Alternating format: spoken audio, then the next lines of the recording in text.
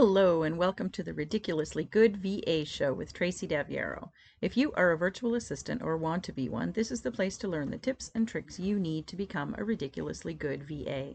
I've been a part of the VA industry since 1998, and I'm excited to get to know you and help you build an amazing business. Let's go. Hello and welcome to another episode of the podcast that teaches you how to be a ridiculously good virtual assistant. Today we're going to talk about social media platforms and which ones you should be using to market your VA business. Today's quote is from Kim Garst. Conversations are happening whether you are there or not. She is absolutely right. Social media goes on whether you're present or whether you are not. People are already there, spending lots of their time having conversations. So really all you need to do is figure out where your people are, those potential VA clients, and go there and join in. Let's go. Social media is a huge entity. There are so many places that you can be online. A lot of it is personal. I know a lot of us use our social media for our personal lives, not related to business. But what I want to talk to you about today is where to do your VA business connecting and marketing. I'm going to talk about the 5 main platforms: Facebook, Instagram, LinkedIn, Pinterest, and TikTok. Close behind these are still YouTube and Twitter in my books. Other people may rank them differently, but I'm not going to talk about those in this episode. I'm also not going to talk about any paid advertising. This is all about you, your content, and your activity, what you do every day on social media. I am absolutely not an expert with any of these platforms. I use them all. And so what I want to do is share my knowledge with you today from a business perspective, with the intention that you're going to figure out what's the best place for you to market your VA business. And when I say I'm not an expert, I just mean I'm not selling you any programs to learn how to use any of these things. And I don't really put one of them over any of the others. You're going to make the choice for yourself. So beginning with Facebook, naturally, that's where I'm going to start because to me, it is the biggest one. It's the one I probably first started on actively. And statistics do tell us that there are almost 3 billion people on Facebook and more than 200 million business accounts. So yeah, your clients are there, right? So I say everyone is there already, and it usually is the easiest place to be and to find people to work with. One of the keys that we advise VAs to do is to meet potential clients where they are already, which is what you can do on Facebook because really everybody is already there. How to use Facebook to market your business, though, it's a little bit different. Not using your personal profile is my non-expert advice. First of all, Facebook doesn't, or at least it didn't used to, let you use your personal profile to conduct business. I do see lots of MLMs or network marketers, I guess they're called, relationship marketers maybe, using theirs for business. I find it really annoying, to be honest. And the only reason is that they often have a business page as well. So you see duplicate content. So that's my thing. And some of them end up in Facebook jail from time to time, but their business stuff on their personal profiles doesn't seem to be getting taken down like it used to. But to me, your personal is your personal. And you have so many tools that are business based in Facebook. They've done a tremendous job, I think. There are glitches. There are things that, maybe cost money now that didn't before. Some things that maybe don't work exactly the way we would like them to. But the tools that are business based on Facebook is a really good place to focus your attention. So we all know that your family and friends are probably not going to be your clients anyway. And I also think that you don't have to befriend all of your business connections. There are places to do that. And, but I don't do that. I'm not friends with my business connections. So they're not privy to my personal postings. Not that I'm trying to hide anything from them, but I really do use my Facebook personal profile for my personal life. I share things with my friends and family. And so a business page is a better tool. A business page allows you to publish the content that you want, which I don't do on my personal profile. Not very much. I mention my business occasionally, but really, my business pages are all business. And that's what helps people get to know, like, and trust you. And you can also join groups to network with business owners. That's what I really like about Facebook. There are so many really good groups out there. And it is the advice I give you every single day, right? Is to go and join these groups and network where people are and be there, be helpful, get some relationship building, start to build those connections and nurture those connections. It's a really easy place to do it. Now, there is a choice now for group owners to allow people to join groups as their pages.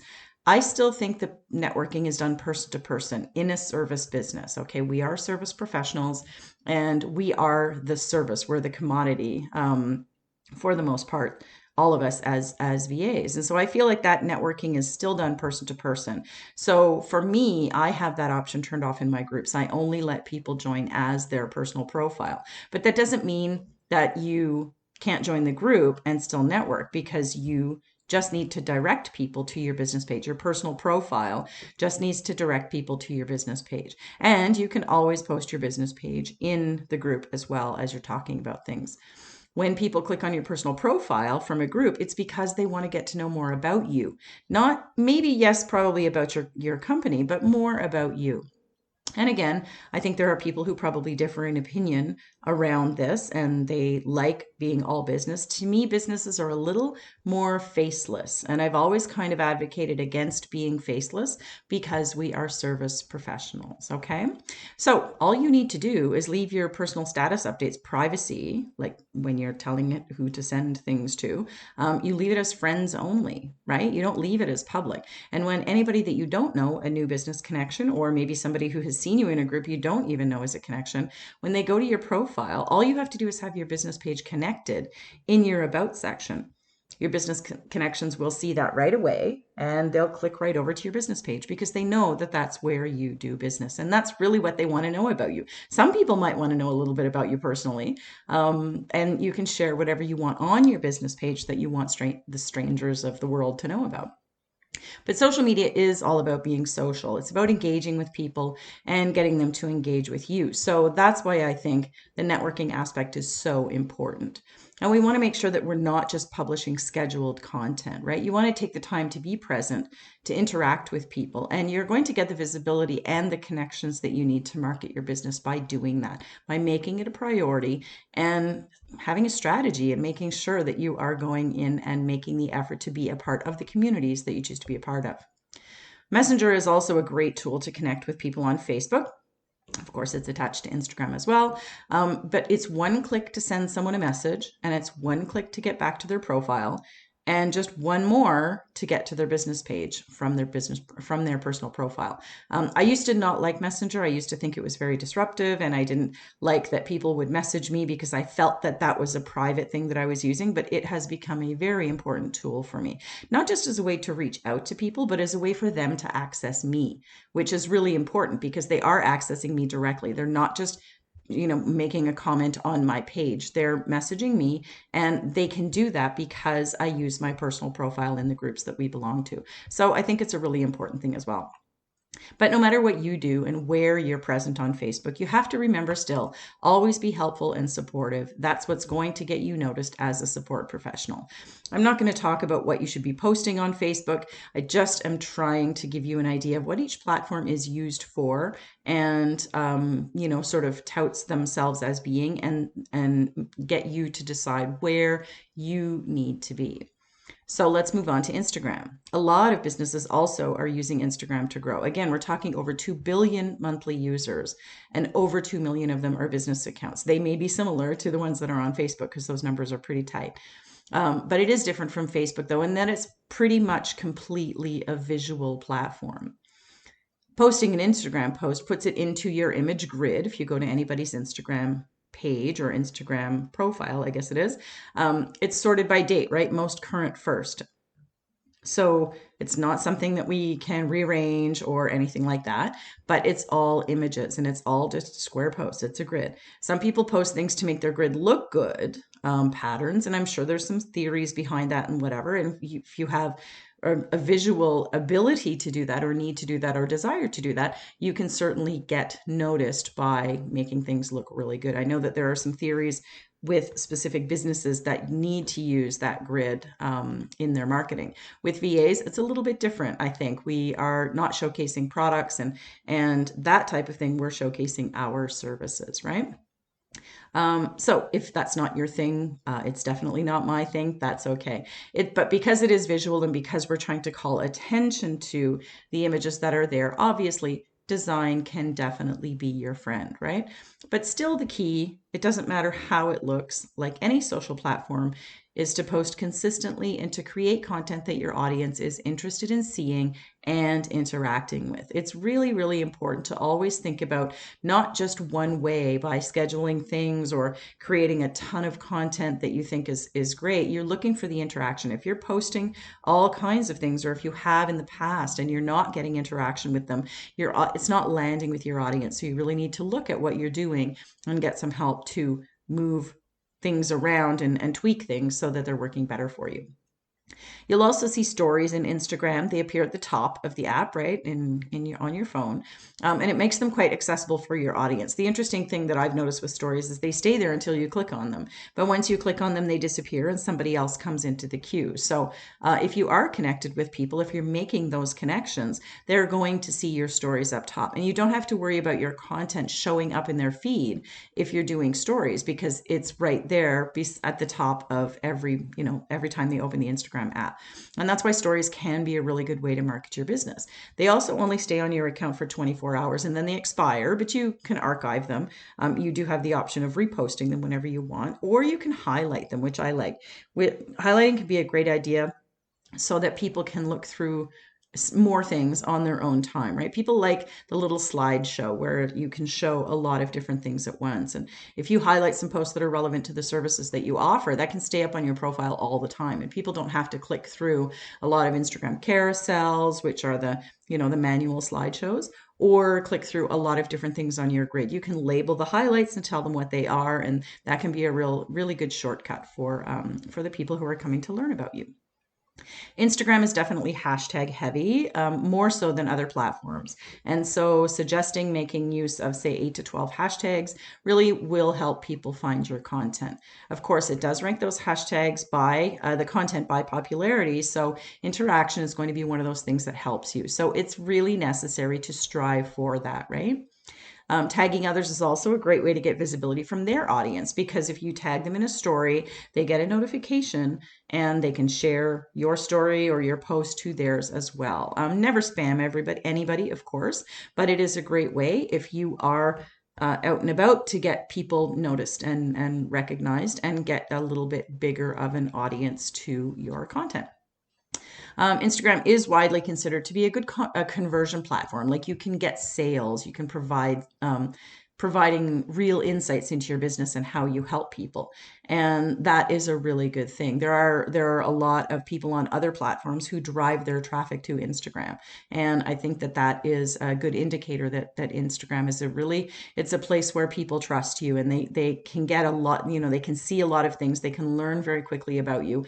Obviously, video is a really good thing too, but following the people in your target audience and interacting with their content as well really helps increase your Instagram and interactivity as well. That's a tough word today. I don't know why, but it's going to be key, just like it is anywhere. And you can even try the Gary V $1.80 strategy, which I think is just such a cool strategy. It's very heavy duty, but there's no question, like I always tell you, your daily habits and your routines are the things that are going to grow your business. And there's no question that this is a daily habit and strategy. And if you haven't heard of it, it's leaving your 2 cents, he calls it, little comment on the top 9 trending posts for 10 different hashtags every single day. So 10 times 9 is 90 comments a day, and you're leaving your 2 cents. So he says it's a cost of $1.80. It costs you $1.80 to do that. Of course, it takes time.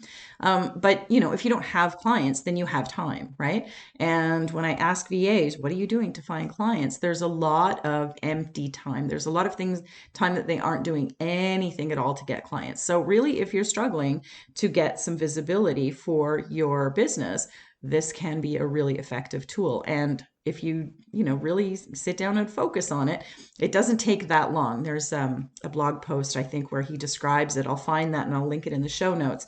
But, he says if you just take less than 2 minutes to read someone's post and create, come up with a good comment, not just, hey, great post, but, something that is interesting that they can react back to, that they can comment back to, and you can actually start a conversation. It doesn't take that much time. So 90 comments times a couple of minutes might take you some time. But even if you do a portion of it, you're going to be giving yourself a huge advantage, right? Because a lot of VAs don't do any reaching out whatsoever.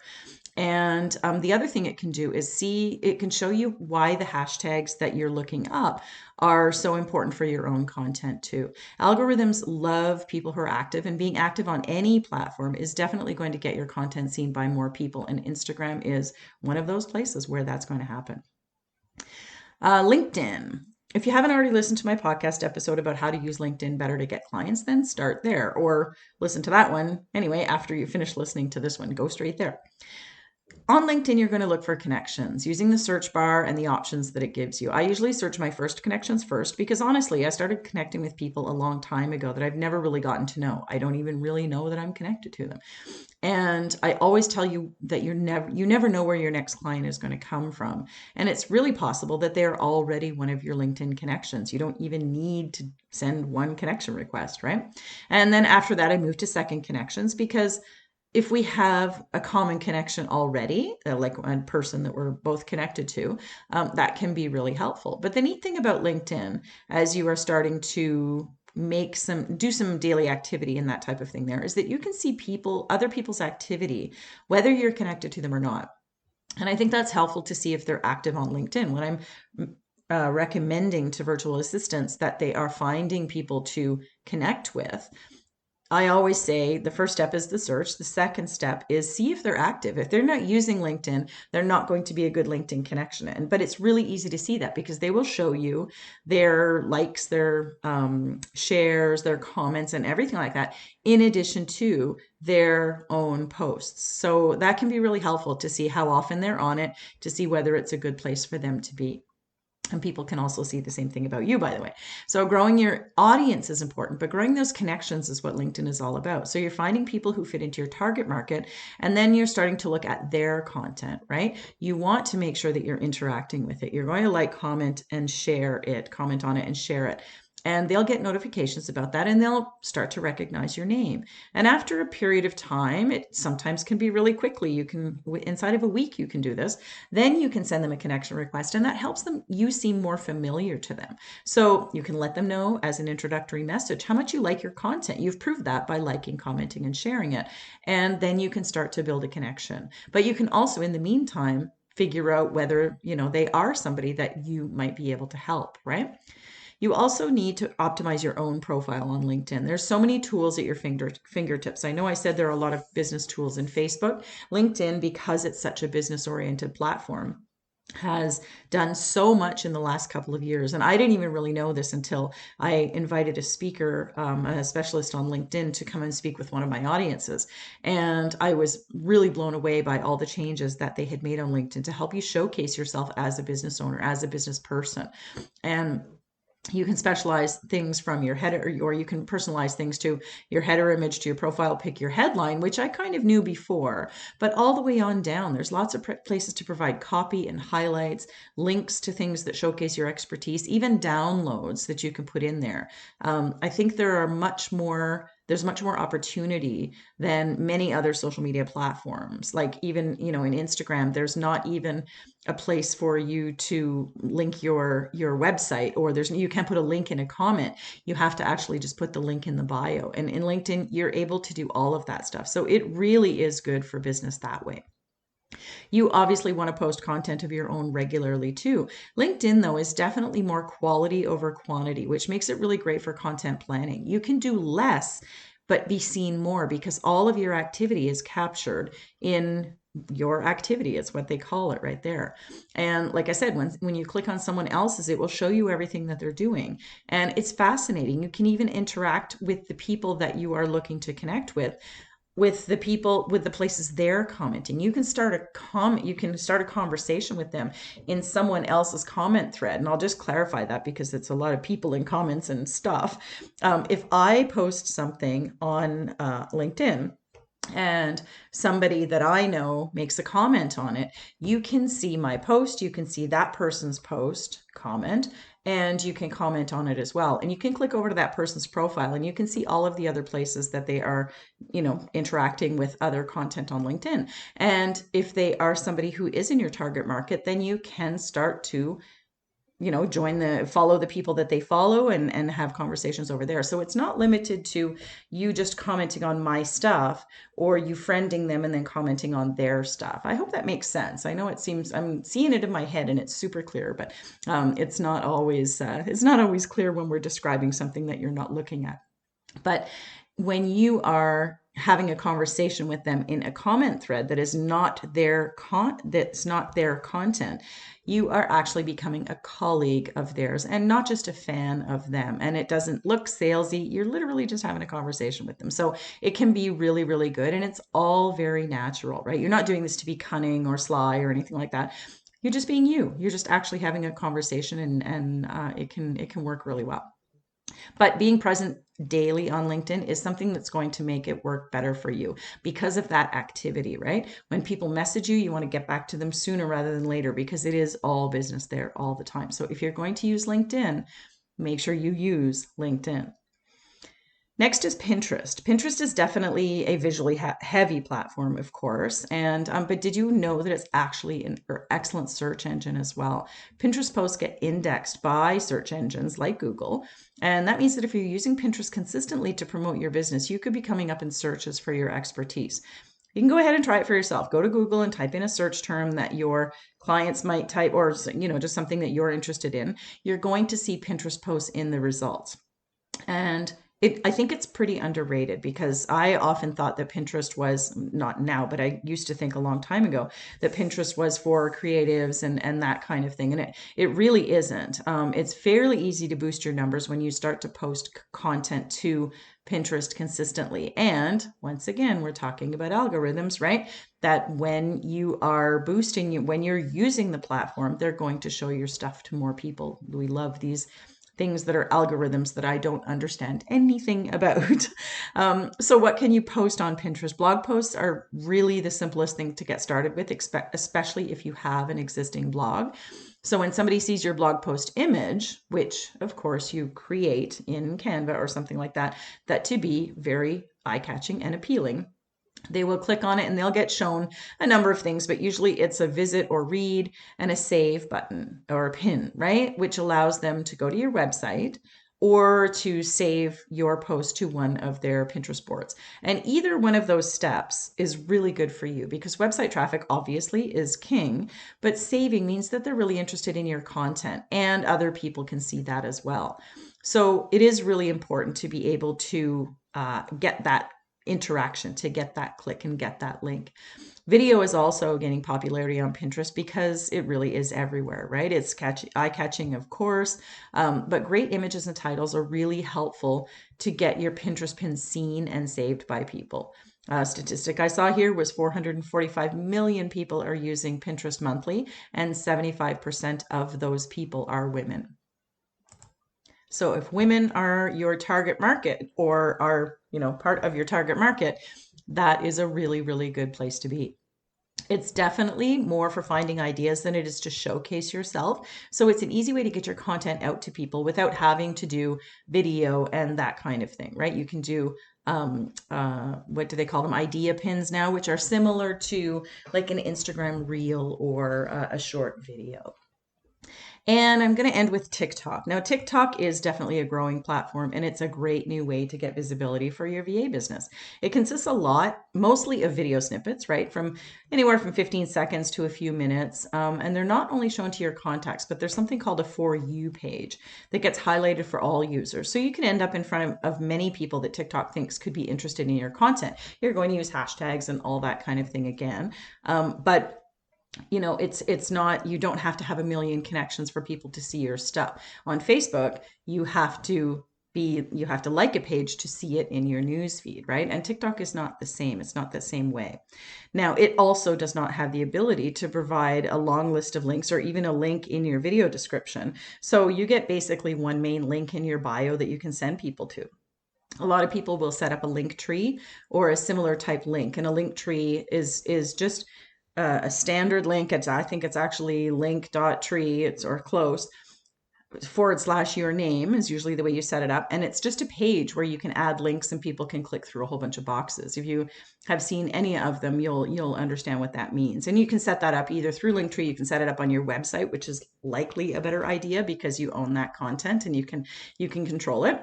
If you have a little bit of technical know-how, it's not hard to do.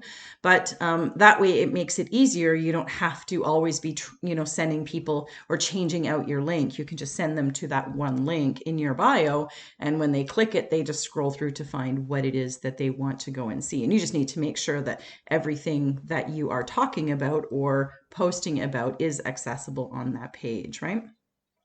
The use of hashtags to grow your platform, like I said, is essential. So you have to do a little bit of research to make sure yours work for you. If you're going to do Gary V's $1.80, I keep thinking I call it the 2 cents challenge myself. So, but it is not called that. He calls it the $1.80 challenge. And so if you're going to do that, you're going to have your 10 hashtags. And so when you're putting all your content out on any other platform, Facebook doesn't really use the hashtags. LinkedIn is using them now, and TikTok is, of course, Instagram is. There's lots of opportunity to use hashtags there. Use similar hashtags if that's what you're finding when you click on them. That's the content, the proper content is coming up. Then you can make sure that you're using the same hashtags wherever you go. But it's also not about dancing or pointing. Well, it's not all about dancing and pointing or doing TikTok trend videos where, you're pointing and smiling and playing music and all that kind of thing. Some of the most popular content on TikTok is really just the talking head stuff. That's what I do on TikTok. Not a big dancer and pointer. I might get there someday. I might do a lot of other things, but for now, I'm a talking head video and I'm getting views and I'm getting some interest and that kind of thing. I know that the people that I know are starting to see me, so that is helpful as well. But it's just about you sharing your expertise on what you do, often while doing something normal, right? There's like the get ready with me, they call it, or preparing a meal, and you can just talk while you're doing that. I think that that's one of the things that we struggle with is in video content is, well, what I don't want to just be talking, it's boring. And so if you're doing something else that's interesting, people see that you're just a real person. A lot of people used to do their Instagram videos or their stories, their Facebook stories, when they would go out for their morning walk, right? And so it's just a normal activity, but it's also a good time for you to be able to record something. So if that's what you want to do. You can be creative but be consistent, like all of your social media. TikTok could definitely be a good place for you to get visible. There are 1.5 billion monthly TikTok users, and if you can get comfortable doing video, it is really easy. Trust me, it goes very, very easily whenever you can do it, once you figure it all out. So which platform for you is really a combination of things, and it's 100% your decision. What you feel comfortable producing as content should be a really big consideration. If you don't enjoy doing something, like if you don't enjoy video, you're not going to do it, right? It's going to be a struggle. It's going to be the last thing you put on your plate. And if you don't like it, you should still try it because you may end up enjoying it. One of the things that I definitely can recommend is putting together a process, like do this, do this, do this. Write out some steps so that you can minimize the production time for anything that you're doing. It just makes it a lot easier. And when you don't have to think about all of the pieces, you just have to kind of go through it. Like I do for my podcast, I have a very long checklist for each episode of my podcast. And it starts with the conception of the idea of what I want to talk to you about, pulling in all these statistics, the quotes, putting together my bullet points that I want to talk to you about, putting together the show notes, recording it. There are so many steps. It's overwhelming to think of. But when I know I have my process, I can sit down with it and I can go through it. It's very, very easy for me to create it. And it's the same thing with anything, especially with, doing a little bit of production for social media content, right? It's very, very important because, like I say, today's episode is about your activity as well as what you're putting out there. It's not always the thing that you put out there that is going to get you the client. It can be if they like what you say. And it's a really important part of it. Your messaging is very important, but it's also important that you're there, that you're being you, that you're getting the visibility, and that you're interacting with people and you're answering their questions and you're having conversations and letting them get to know you and getting to know them. That's the whole thing. And it's really a lot easier than most people think it is. All right. But it depends on where your people are. Where are they hanging out? That's what we tell you all the time. Social media is about being social with your audience in the place that they're already at. So let's circle back to today's quote from Kim Garst. The conversations are going to take place whether you're there or not. They are already happening. Find out where they are taking place for your people and just join in. You don't even have to start the conversations. You don't have to create a Facebook group and try to grow an audience. You can just go and join people wherever they are. And if they're on one of these 5 platforms, that's amazing. As always, I recommend focusing on just one platform and doing it really, really well before you move along to another one. You can repurpose content from one to the other very easily, but that is a topic for another day. So where am I going to find you online? I am dabbling in all platforms now, but you can find me mostly on Facebook still. I still think Facebook is one of the best places to be. It is not for everybody. I know a lot of VAs who are networking on Instagram, Pinterest, and most definitely on LinkedIn. So find the place that's right for you. Daily connection with people is a key focus in the virtual circle, which is my mastermind group for virtual assistants. You can check it out at yourvamentor.com/TVC, as in the virtual circle. I bet it's exactly what you need to start getting fabulous clients for your VA business.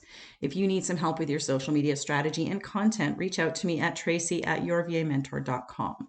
I have helped hundreds of VAs through their challenges and gotten them on their way to the next great thing. I would love to do the same thing with you through private or group coaching. That's all I've got for you this week. I will see you next time. Thank you so much for tuning in to this episode of the Ridiculously Good VA Show. Don't forget to subscribe so you don't miss a thing. For more great resources for your VA business, visit my website at yourvamentor.com. I'll see you back here next time.